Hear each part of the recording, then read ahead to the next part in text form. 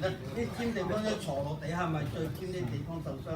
咁如果跌親係咪膝頭哥受損啊？咁所以呢個係用喺或者手踭或者膝頭哥受傷㗎。好啦，我做手踭做呢個啦。手踭咧嗱，手踭嘅皮膚睇睇。而家係咁嘅鬆泡泡嘅嘛，咁其實而家唔正常啊！佢最正常就屈埋嘅，因為點啊？如果你伸直啊兩三日之後個傷口埋咗嘅話，咁一屈係咪會屈爆㗎？或者我要嚇？喺佢未沉埋口之前保持不屈咯。等佢係呢個狀態最張開嗰陣時，等佢埋口嘅話，咁有好翻之後任佢點乜都冇事啦。但係如果你伸直啦，綁咗夾板3日之後4日之後啦，傷口已經埋咗口，當一屈係咪會扯爆啊？咁所以膝頭哥或者呢個受傷係要屈曲狀態做下。咁點屈？叉腰，係啦，叉腰查虎手講咪屈曲咗啊！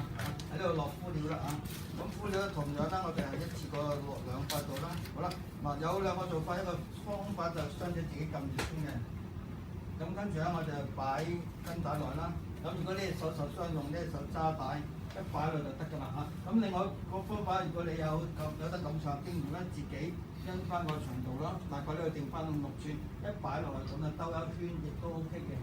啊好啦，咁專登咧嗱，因為而家呢度得一浸嘅壓力，咁我專登加多浸壓力，搭翻喺先能個圈，等佢加大壓力幫助到止血啊。咁跟住兜呢度咧，我搭上邊一圈嘅1/3，搭下邊嘅1/3啊。咁而家咧就抖到隻眼隻出嚟啦。咁跟住咧搭上邊嘅2/3，每一圈都係叫翻呢個叫內彎啊。咁跟住搭下邊嘅2/3啊。而家就隻眼啦，跟住一上一下，直到埋尾為止。你睇嗰度，你睇得見唔見有字啊？中間上邊藍色下邊。咁我叫眼仔啦嚇。好啦，咁跟住咧。